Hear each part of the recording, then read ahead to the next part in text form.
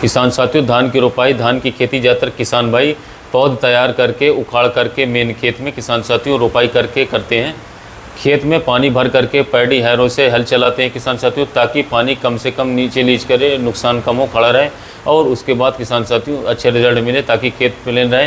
क्या इस प्रक्रिया के दौरान में कोई खाद डालनी चाहिए किसान साथियों? हाँ, तो कौन सी खाद, क्या फ़ायदा होगा? शुरू के 15 दिन बहुत इंपॉर्टेंट होते हैं किसान साथियों। धान की खेती में पानी भर करके रखना पड़ता है। कितना पानी भर करके रखें? शुरू में कम पानी भर करके रखें। पौधा भी छोटी किसान साथियों, जड़ अभी पकड़ कम होती है, सारे न्यूट्रिएंट्स किसान साथियों चाहिए। गर्मी में पानी गर्म हो जाता है तो पौधे मर भी सकती है और किसान साथियों काफ़ी नुकसान भी हो सकता है। आज के इस वीडियो में मैं डीएपी, पोटाश कब और कितनी डालनी चाहिए धान में, साथ ही में जिंक की बात करूँगा। अब जिंक भी है किसान साथियों, जिंक भी कई प्रकार की आती है मार्केट में। कौन सी किसान साथियों कब और कितनी मात्रा में आपको डालनी चाहिए? अब जिंक किसान साथियों, जिंक सल्फेट में 21% में भी आती है, 33% में भी आती है। इसके अलावा किसान साथियों जिंक चिलेटेड फॉर्म में भी आती है, ईडीटीए फॉर्म में आती है, 12% बोलते हैं किसान साथियों। अब एक और जिंक ऑक्साइड भी आने लगी मार्केट में। ये नई टेक्निक है किसान साथियों, ऑक्साइड फॉर्म में होती है, इसका सल्फेट नहीं होता है। एक सल्फो जिंक भी आती है किसान साथियों, इसके अंदर सल्फर और जिंक मिलता है। अब मेनली किसान साथियों यूरिया कब और कितनी देनी चाहिए, ये यदि वैरायटी किसान साथियों आप सिलेक्ट कर रहे हैं तो किसान साथियों जो अलग अलग वैरायटी का कल्लों का फुटाव अलग अलग होता है, अलग अलग किसान साथियों फुटाव किसी का ज़्यादा होता है, किसी में कम होता है। इस पर भी किसान साथियों डिपेंड करता है कि वो कौन सी वैरायटी में कितना यूरिया आप डालते हैं। कुछ बात किसान साथियों खरपतवार नाशक की बात करूँगा, सिंगल सुपर फॉस्फेट की भी बात करेंगे किसान साथियों। शुरुआत में किसान साथियों मैं डीएपी से पहले करता हूं, और फॉस्फोरस में एक खाद बात ये होती है कि ये जहां पर पड़ गया वहां से नहीं हिलता, बिल्कुल भी वहीं पर ही काम करता है। अगर पौधे को किसान साथियों चाहिए, डीएपी में फॉस्फोरस होता है 46%, तो जड़ को ही इसके पास जाना पड़ेगा किसान साथियों।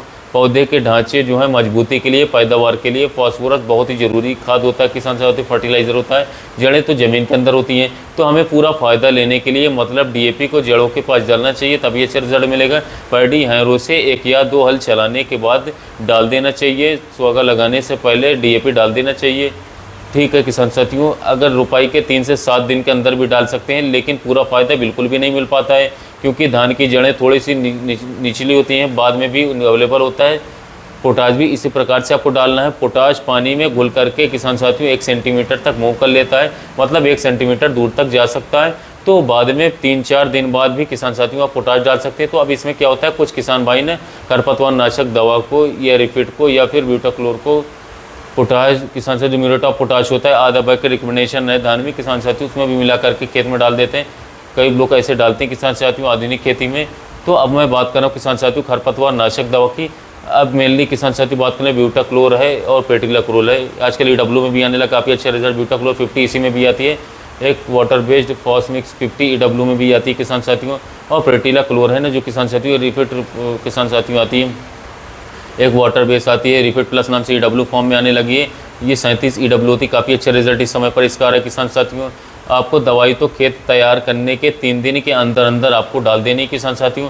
अगर आपको रोपाई के लेबर न मिलने की वजह से लेट भी मिलते हैं किसान साथियों लगती है, तो दवा को 2-3 दिन के अंदर डालने की कोशिश करें, 48 घंटे के अंदर डाल दें। इस सिचुएशन पर जो पहले वाली थी पेटिलाक्लोर 50 प्लस का प्रयोग ना करें, न कि फॉस्मिक्स का प्रयोग करें। उससे क्या होता है किसान साथियों, ये जो फॉस्मिक्स और रिफिट प्लस है ना, जो ये पानी में बनी हुई दवाइयाँ हैं किसान साथियों, कोल्ड ड्रिंक वाली बोतल में सुराख वाले ढक्कन लगाकर खेत में छिड़काव कर सकते हैं। बूंद जो है पानी में पड़ते ही बहुत ही तेज़ी से फैलती है, ज़मीन पर एक परत सी बना देता है किसान साथियों।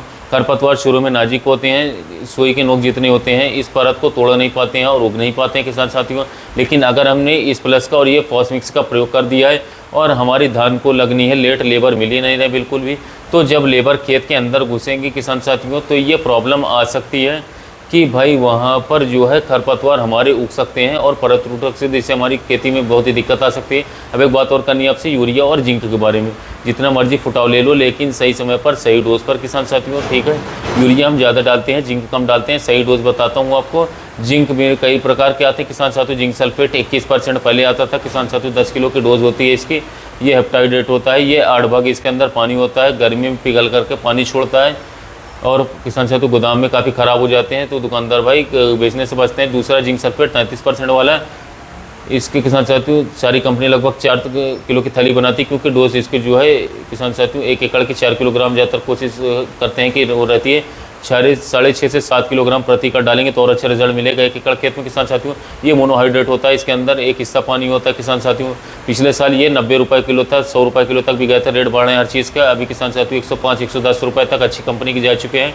इस समय बहुत हेरा फेरा चले किसान साथियों। कुछ कंपनियों ने इसके अंदर मैग्नीशियम सल्फेट जो 30-35 रुपये किलो होते हैं मिला करके बेच रहे हैं, जिससे उन्हें मुनाफा मिल रहा है, पर किसान भाई को रिजल्ट देखने को मिल रहा है। आपने ये जो जिंक सल्फेट है किसान साथियों फोटोसिंथेसिस में बहुत ही काम आते हैं। धान का फुटाव हरियाली के लिए बहुत जरूरी होता है जिंक सल्फेट, पौधे की पूरी लाइफ साइकिल में जरूरी होते हैं ये। डीएपी के साथ मिलाकर के जिंक सल्फेट को नहीं डाल सकते बिल्कुल भी किसान साथियों, रिएक्शन हो जाता है, ये जिंक फॉस्फेट बन जाता है जो अघुलनशील है और दोनों प्रोडक्ट बेकार हो जाते हैं। एक और प्रोडक्ट है जो नई टेक्नोलॉजी आई थी चिलेटेड वाली उस फॉर्म की, उसकी 500 ग्राम प्रति एकड़ की डोज है, लेकिन ज़्यादा इफेक्टिव नहीं, रिजल्ट में वो अच्छा नहीं है। वो स्प्रे में काफ़ी अच्छा रिजल्ट है, वो मिला करके डाल सकते हैं। लेकिन देखने में ये आया कि चिलेटेड जिंक जो 12% रीडीटी है जो होता है किसान साथियों 100 ग्राम से 110 ग्राम प्रति एकड़ के स्प्रे के रिजल्ट ज़्यादा अच्छे हैं। एक और जिंक आता है ऑक्साइड फॉर्म में, नई टेक्निक है, लिक्विड में आने लगा है, 39% है जिंक ऑक्साइड आती है। इस पर क्रिए बहुत ही अच्छा किसान साथियों, जिंक सल्फेट से काफ़ी अच्छा है। इसके किसान साथियों ज़्यादा परसेंटेज पौधों को मिलती है, काफ़ी अच्छा रिजल्ट मिलता है पौधों में। अब सल्फर मिल्स वालों ने एक सल्फर जिंक पे दिया है, ये भी जिंक ऑक्साइड फॉर्म में है, ये 14% है, सल्फर 67% है किसान साथियों। 4 किलोग्राम की थैली है, 750 रुपये प्रति एकड़ में किसान साथियों डाल सकते हैं किसान साथियों। थोड़ा सा महंगा है लेकिन रिजल्ट अच्छे हैं। डीएपी के साथ इसको भी मिला करके डाल सकते हैं। यूरिया में एक बात आपको ध्यान रखने की है कि पहली खुराक जो है ना वो थोड़ी सी कम है, पौधे छोटे होते हैं, कम ज़रूरत होती है।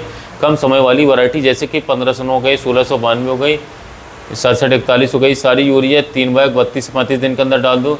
पहले 7-10 दिन में 30 से 35 किलो डाल दो, फिर 20-22 दिन में 50 किलो डाल दो, फिर 32-35 दिन पर 50 किलो डाल दो। इस तरीके से आप 1 महीने के अंदर डाल सकते हैं। अब ज़्यादा समय वाली वैरायटी से थोड़ा ज़्यादा समय वाली वैरायटी PR 126 हो गई, PR 113 हो गई किसान साथियों, सोनम वैरायटी हो गई, तो इसमें यूरिया 40-42 दिन में किसान साथियों सारी की सारी यूरिया डाल देनी है। पहली यूरिया जो है 30 से 35 किलो, पहली यूरिया हमेशा कम डालनी किसान साथियों, 12-13 दिन पर डाल दो, फिर 25 से 30 दिन पर 50 किलोग्राम डाल दो, फिर 40 से 45 दिन पर किसान साथियों 50 किलोग्राम डाल दो। ठीक है किसान साथियों, 3 बैग पूरे हो जाएंगे आपके। अब PR 113 में लास्ट यूरिया जो है 40 किलोग्राम आपको डालनी है। 26 में जैसे मैंने 50 बताई है, इसी तरह इसमें 40 डालनी है क्योंकि 126 का फुटाव थोड़ा कम होता है।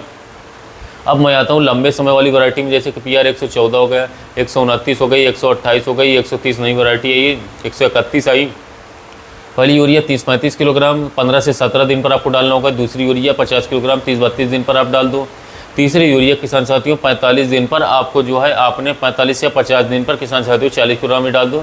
तीसरी यूरिया इस पर भी किसान साथियों कम डालनी है, इस पर फुटाव काफ़ी ज़्यादा होता है इन वैरायटीज़ में किसान साथियों। तो अगर हम ज़्यादा यूरिया फसल पर डाल देते हैं वो नुकसान भी होता है, रिएक्शन हो सकता है, बीमारियाँ ज़्यादा आती हैं। तो अब यूरिया डालते हुए ध्यान रखना है कि भाई पानी जो है ना किसान साथियों हमेशा कम हो, तभी आप यूरिया डालो। ज़्यादा खड़े पानी में यूरिया डालेंगे किसान साथियों तो क्या होगा, उससे क्या होगा कि पानी में घुल करके ये लीचिंग शुरू हो जाएगी, रिजल्ट नहीं देगी। यूरिया देने के आप 1 दिन बाद फिर पानी खेत में लगा सकते हो। ठीक है जी, पानी कम हो तब भी आप यूरिया दे सकते हो। आप किसान साथियों मेरी वीडियो पसंद आती हो, अगर सार्थक लगता हो मेरा प्रयास, तो वीडियो को लाइक कर लीजिएगा, शेयर कर दीजिएगा, चैनल को सब्सक्राइब कर लीजिएगा। तो किसान भाइयों को नर्सरी तैयार होने के बाद धान की रोपाई से लेकर के कुछ खादों के बारे में जरूरी जानकारी, हम धान की फसल को कैसे संभालें इस समय पर, शुरुआती समय में, इसके बारे में जानकारी। वीडियो अच्छा लगा हो तो चैनल को जरूर सब्सक्राइब कर लीजिएगा। मिलते हैं नए वीडियो में नए टॉपिक के साथ।